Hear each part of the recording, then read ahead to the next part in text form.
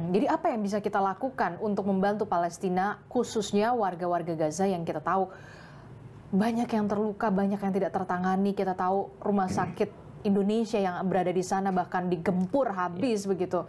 Ataukah kemudian Indonesia punya solusi lain gitu, misalkan membuat rumah sakit di negara-negara Yordan atau Mesir, atau beberapa wilayah atau negara yang dekat dengan Palestina atau dekat dengan Gaza, memungkinkan itu atau kemudian ada solusi lain? Sebenarnya hal ini sudah dilakukan oleh kita. Artinya kita secara diplomasi sudah dilakukan. Dulu masa zaman Pak Jokowi juga dilakukan ini. Bahkan aktif Menlu kita pada saat itu. Yang sekarang pun juga dilakukan. Kemarin kita melihat bagaimana delegasi parlemen kita juga melakukan. Jadi secara diplomasi, tapi kan Israel sudah dikenal tak pernah patuh dengan perjanjian. Nah ini yang menjadi repot. Jadi yang mau dipegang apanya? Orang kan nggak bisa dipegang. Nah ini. Yang kedua, kita melakukan dengan cara bikin rumah sakit. Kami lakukan. Bahkan MUI mendorong. PMI juga melakukan hal itu. Saya kemarin ketika ke Mesir, rumah sakit yang berdekatan itu banyak alat-alat bantuan dari Indonesia. Secara makanan kita juga datang ke Syekhul Azhar dan juga Baitul Shadaqahnya, yaitu menjadi mitra kita untuk mengirim makanan, itu banyak sekali dari Indonesia. Dan kerjasama dengan sekian sudah kita lakukan. Ini kan minimal yang bisa kita lakukan untuk membantu saudara-saudara kita di Gaza. Nah, atas nama kemanusiaan, kalau itu dibawa ke sini, itu tidak menyelesaikan.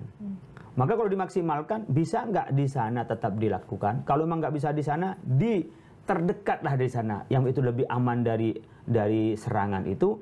Kemudian ini yang dilakukan gimana bisa mendamaikan. Makanya tadi bisa dengan cara bertanya, apakah kita militer dari kekuatan-kekuatan tentara kita di seluruh dunia, Islam dan Arab itu bisa bersatu. Meskipun ini tidak mungkin dilakukan.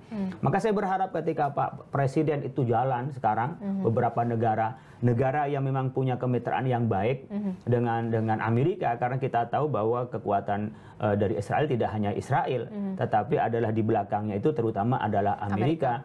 Maka kita berharap seperti Mesir yang punya hubungan baik, kemudian Qatar, kemudian Yordan yang punya Uni Emirat Arab yang punya hubungan baik, kemudian banyak sekali yang membantu dari teman-teman saudara-saudara kita ini Palestina adalah dari Turki.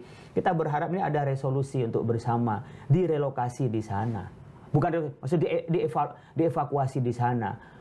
Kalau memang tidak bisa dilaksanakan di tempat itu, tapi lebih dari situ adalah bagaimana bisa melakukan komunikasi yang baik sehingga bisa menghentikan. Saya tidak tahu apa kan semua tidak boleh kita frustasi, sekecil apapun kita lakukan, tetapi memindahkan atas nama pengobatan, apalagi relokasi ke Indonesia, itu kebijakan yang tidak tepat.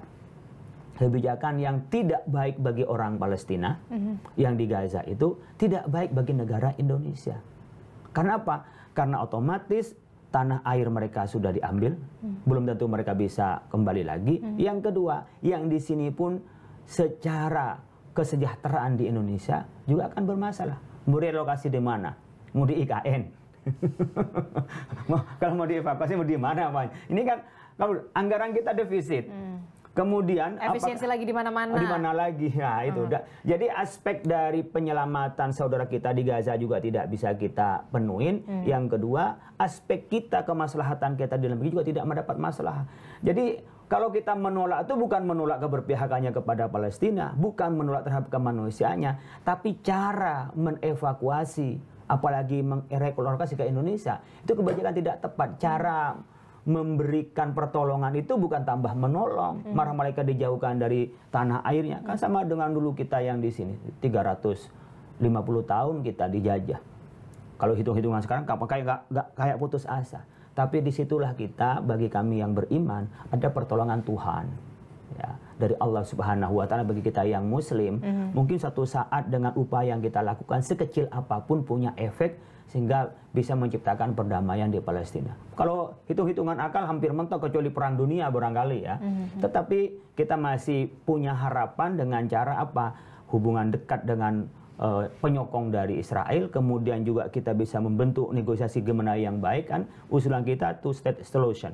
Dua negara yang berdiri dulu pernah diusulkan tapi ditolak oleh Palestina, yang sekarang yang nolak adalah Israel kan, karena mereka sudah merasa punya kekuatan lebih dan punya dukungan yang lebih. Oleh karena itu, kita tetap mengupayakan dua negara yang berjalan sebagaimana mestinya, merdeka dengan masing-masing ini dan bisa menciptakan perdamaian. Meskipun sulit, karena apa? Karena Israel tak bisa dipegang tentang perjanjiannya. Berjanji pagi, siang sudah ingkar. Sore janji lagi, malam ingkar lagi. Jadi selalu agak sulit untuk memegang ya. Dan bagi mereka, membunuh kepada orang-orang Palestina adalah mungkin ada doktrin-doktrin yang merasa itu kebaikan. Makanya kalau perebutan, wah ini adalah dari nenek moyang kita, bahwa ini adalah dari dulu ada punya kita. Kita juga punya klaim yang sama. Tetapi kalau kita pada hukum negara, siapa yang menguasai terakhir, kan di situ sebenarnya yang punya negara itu.